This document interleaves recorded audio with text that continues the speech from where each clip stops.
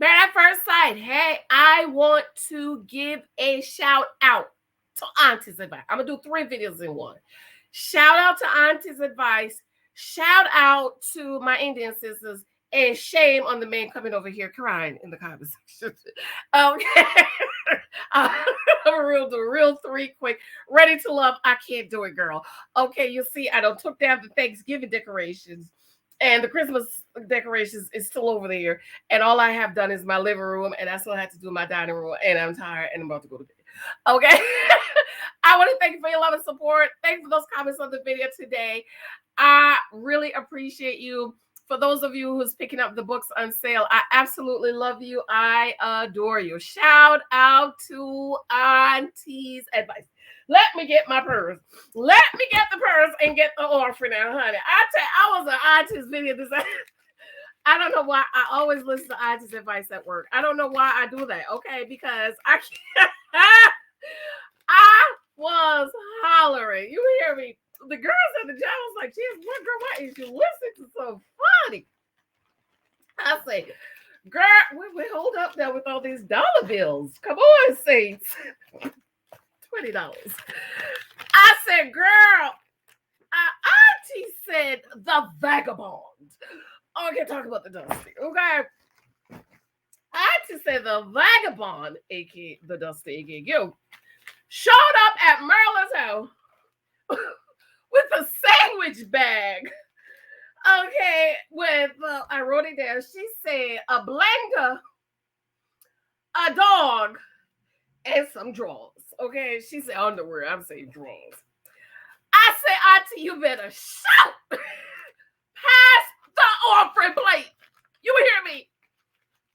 Auntie was preaching in that video, honey. If you didn't listen to Auntie's advice, go on over there and listen to. See, I've been getting these dollar bills since the baby has to bring an offering to church on Thursday, child. You know, I don't like dollar bills, honey. Give me the 20 and the 50 and the 100, okay? Go on over to Auntie's advice. I'm about to put some money on Auntie's offering plate, okay? Auntie said the vagabond showed up with his sandwich bag, a dog, a blender, and some underwear. And y'all be in the comments crying, shouting, talking about he sold all his. What the hell? Excuse the language. The baby's not here. Did you have that you sold in 2 weeks? From a 1 stinky room apartment. And how do you show up at a woman's house with a blender, a dog, and some underwear? Let me tell you, my husband had a whole townhouse, 3-bedroom townhouse, 2 floors and a garage with stuff in it and a whole storage unit. You know how much stuff we have to give away when we got married? And all the furniture in this house is brand new. I told him, you got to buy me a brand new bed, honey. I will not be laying on no bed that you don't lay down with somebody else. He said, okay. He bought me a brand new. We went and picked it out. He said, pick out whatever you want. He picked out the bed, so let him pick out the bed. Picked up me a big old king-size bed, child. You can hold about 50 kids in there. Brand new living room furniture. He had leather furniture. I told him, I want the leather furniture. Okay. Big old 10 chairs table. How many fit here? 1, 2, 3, 4, 5, 6. We only have 6. We only use the 10. The other pieces back there for when we have guests. Big old brand new. Steel. What do you call it? Silver steel refrigerator. Okay, my daughter's 3rd floor. Brand new. Everything brand new. Pearl pink bedroom set for Lexi. And still has stuff in storage. And all this stuff I had in my apartment, I donated because I had a futon.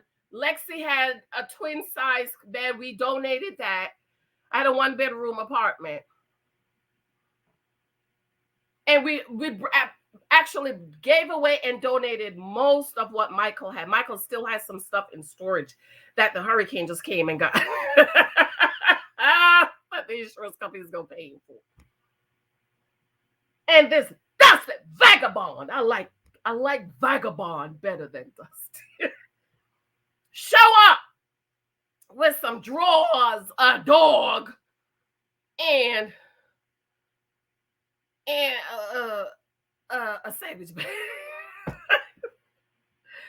Go on over to Auntie's if I check that video. I only watched one video. I was hollering. Okay. I was hollering. I mean, she went in. She got the belt out and was all over YouTube streets. Okay, you need to listen to that video. I love Auntie's advice, and I am just so glad that God connected us because, you know, I was feeling all alone out here in these streets because ain't nobody else. I wasn't connecting with really anybody else with my content, except, you know, the girls that's been over here, Kimberly, Michelle, and a couple other girls. Okay, so go on. I got my offering. I'm gonna cash out Auntie later because I wasn't in the offering. You know, if people was giving out the offering, I gotta give my offering. Now, number 2, shout out to my Indian sisters and my Indian cousin for picking up my books in appreciation of the Indian sisters and the Indian cousins. All my ebooks is $5.99. No, with the Trinidadian accent. $5.99 is 23 Types of Guys. $5.99. I'm gonna do some readings from that. Months of Gratitude. This is not, you can't get that ebook. Months of Gratitude, $5.99 ebook. $5.99 ebook. $5.99 ebook. 99-cent ebook. $5.99 ebooks. Thank you all over there in India. I was floored. When I said I was so surprised when I checked my thing, and I was like, oh, even one of the guys, he's not from India, he's from Trinidad, but he's Indian, but his ancestors are from Trinidad. And I had to ask him, and he explained to me. I said, but I thought they did arranged marriages over there. He said, no.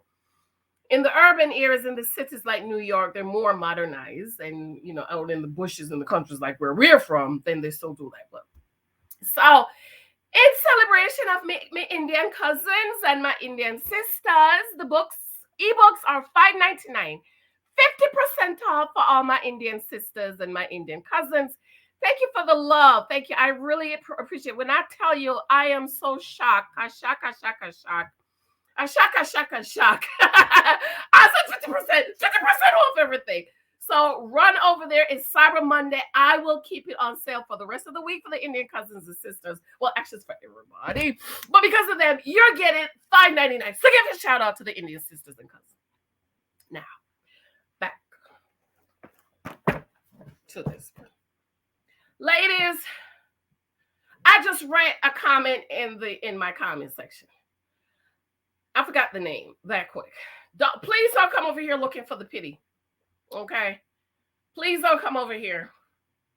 We don't pity men over here. We don't feel sorry for you. We don't do builder uppers. We don't Mr. Ifs. We don't do help our brothers out. We don't do none of that. And another thing, please stop acting like Barack Obama was the maintenance man trying to become a lawyer. That's how y'all act. Y'all act like Michelle got with the maintenance man and made him into a lawyer. No. He was a whole lawyer. Who would not take a man that graduated from one of the most prestigious law schools in the United States? I would. So please stop calling her Michelle help Barack. He was a lawyer. He was not the maintenance man. Y'all act like Barack was the maintenance man and Michelle made him into a lawyer. No. He was not the maintenance man. Ladies, you must beware of these men. Mr. Builder Males, fixer-upper, the men you have to fix up, the men you have to get them to go to school, the men you have to help them to become. You don't want it. You don't want it. Mr. Builder Male, you got to build him up. You got to build with up. He ain't got nothing. almost 40, unestablished. Okay? Build him up. Build with me. He ain't got nothing. He want, but the vagabond. Okay, this is on page 230 of my book, 23 Types of Guys You Might Meet. Mr. Struggle. Struggling is under the curse. If you are struggling, I'm talking to born-again Christians.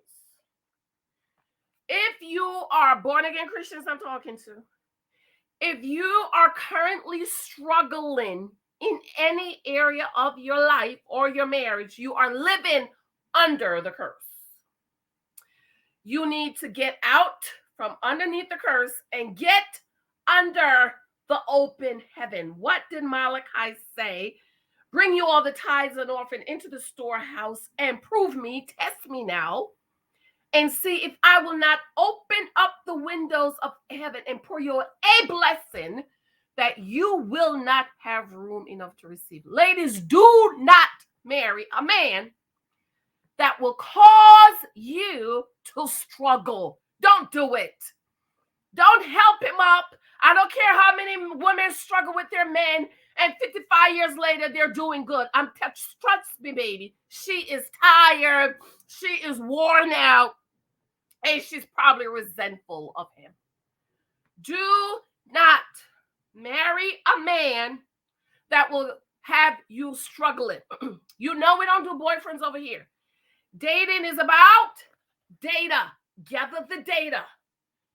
If you're gathering the data and you see he's not established, he's unaccomplished, drop, run. This is why I'm believing get married too young, because these boys are not ready. 25, 26-year-old, they're not ready. All they know is I love you, and you go and you struggle with him until y'all make him, then do 35, 40 year divorce him because you're tired. Don't do it. Mister can't keep a job. Gil can't keep a job at 40. Those of you who's marrying these men, he didn't have a job. He said he gonna get a job. Why would you marry a man that cannot keep a job, does not have a work history? And then you get married and you know what I always like? What was he doing before? I always go back. That is my question.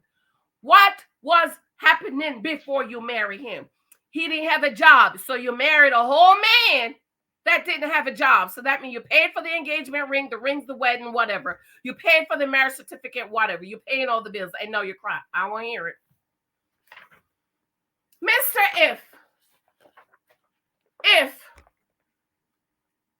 If he could get a job, then I could be with him. If he could keep a job, if he would stop drinking, if he would stop sleeping around, if he could stop abusing me, if he would stop partying and acting like a teen, if he would marry me. Okay. You go ahead with your bad self and you marry Mr. If. Mr. Beast. A whole lot of y'all dating these beasts and marrying them. Let me tell you, this is why God gave me the revelation about some of these fairy tales. That's why I don't watch them. Beauty and the Beast, I can't watch it. I watch it once, or the first one that I can't watch it. Because it's telling young girls it is your job to calm the beast. Stay with him until you turn him into a prince. That is brainwashing young girls. This is why a lot of women struggle with men and stay with them. They're beating you and knocking you upside your head, but it's just in your head. If I could just stay with him, he's going to change into the prince. Same thing with the frog. Mr. Frog, marry the frog and kiss him. If you kiss him long enough, he's going to turn into a prince. These things are brainwashing your minds. Don't do it. Mr. Gombe. These are men in my comments. Well, I didn't have nobody, and I'm glad my wife got with me and helped me, and now 55 years later, we doing good. Don't even tell that story. You ought to be ashamed of yourself. It's crazy to me that a woman can do all the work. We can put ourselves through school, become established, fix ourselves up, but you can't do it. You need me to help you. then I need to turn around, bow down, submit, honor, respect, and praise you. In what universe? What universe? And the crazy, desperate woman, I just cannot. Mr. Potential, this is the one that so many of you ladies get in trouble. Let me explain something to you. Let's go back to Barack Obama and Michelle Obama. Barack Obama did not have potential. He was a lawyer. What's potential? He's a maintenance man and want to become a lawyer. And you say, well, he got potential. And you're going to stick with him until he become. Don't do it. Stop using Michelle and Barack. They were both lawyers. Don't matter how much debt they were in or how much student loan. Everybody, most people have student loan. I didn't have student loan. I stayed back, took a class a year and got a C in it. And my student loan was $20,000. I got some help to pay, and I was still crying. But if she's a lawyer, he's a lawyer, I'm sure they know what the student loan is about. But Barack wasn't the maintenance man trying to become an attorney. He was already a lawyer. He went to one of the most prestigious law schools. So please stop saying Barack was potential. He was not. He had become. I wouldn't have passed him up. See, the lawyer, she's a lawyer, he's a lawyer. Yeah, I'll stay with the lawyer who has a degree, a law degree, honey. I'll stay with you in a one-bedroom apartment because I know it's only a moment of time before you get there. It's the same thing with me. I was making $50,000 a year sleeping on my futon. I had a one-bedroom apartment. My rent was $750. My daughter had the bedroom. I slept on a futon. You know why? I was saving towards my house. I knew it was only a moment of time before I bought my house. And so in the meantime, I needed to sacrifice then to save my down payment for my house. When I met my husband, I was looking for a house. Looking. I was going house hunting when I met my husband. And he asked me, he said, you want a 2-bedroom or 2-family? I said, no, I really want a 1-family, but me by myself, I could only do a multifamily. He said, well, look for what you want. And he bought us this house.